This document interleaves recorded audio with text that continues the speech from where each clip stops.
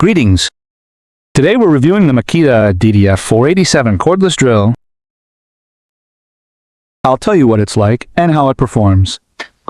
I have the base model version, the drill, a belt clip, and a double-sided bit. Dimensions: 151 millimeters in length, 195 millimeters in height. The tool itself weighs 935 g, or 1.3 kilograms with a small battery. A compact, lightweight drill that's comfortable to use. Everything is in its place, nothing gets in the way. The balance is excellent. It's great with a 2Ah battery, but even with a heavier one, it's quite comfortable. Basically, the balance is just great. The build quality is beyond reproach. After using Chinese brands, this drill just feels great in the hands. The molding is clean, no burrs anywhere, no matter where you run your finger. Nothing needs filing down. The chuck. It's a 1.5 13 millimeter chuck with ratchet and spindle lock. The casing is plastic, so nothing will peel off. The front ring rotates.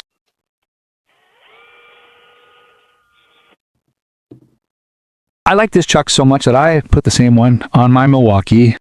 There's a review on the channel, link in the description. Out of the box, there was no run out at all. After 6 months, it developed a barely noticeable amount. Well, that's just like any other drill. It doesn't hinder the work at all. It drills straight.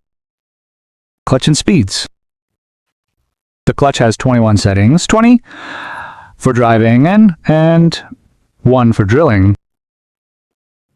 Maximum torque is 40 nanometers. There are 2 speeds, 500 and 1700 RPM.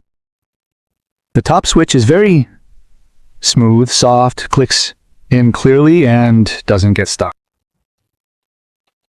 A very handy feature. Work light.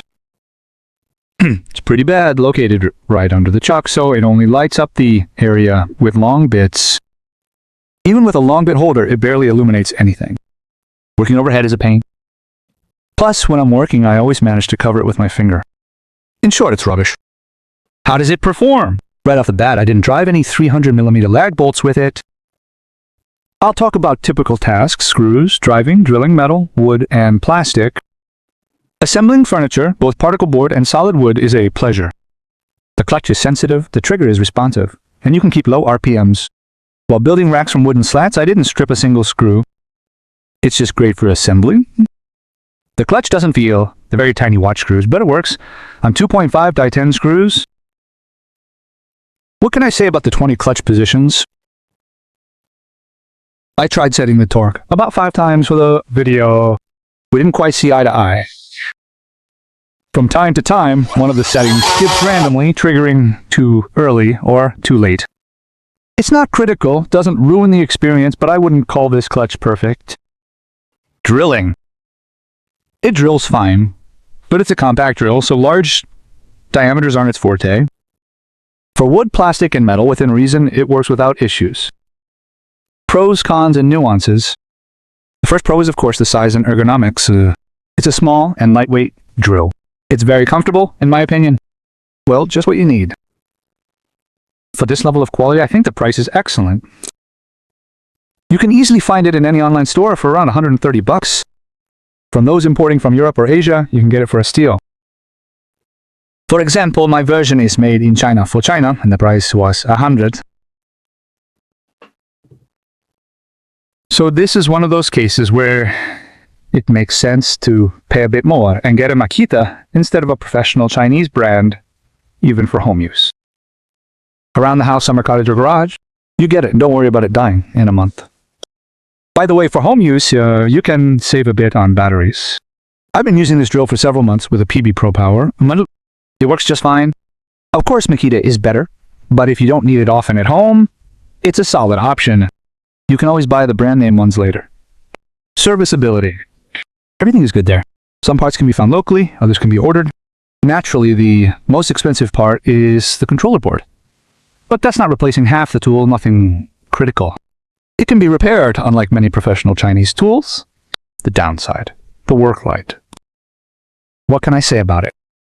It's crap. Why couldn't they mount this LED at the bottom so it shines where it's needed? That remains a mystery to me. Well, it's a minor nuance. If you work in thick gloves or have large hands, it will simply be too small for you. Well, it's a small detail. In summary, the 487 is a simple, high-quality, and convenient drill. It easily covers most tasks required of a drill driver. I can recommend it. I'll wrap it up here. Thanks to everyone who comments, subscribes, and likes. That's it. Good luck to everyone.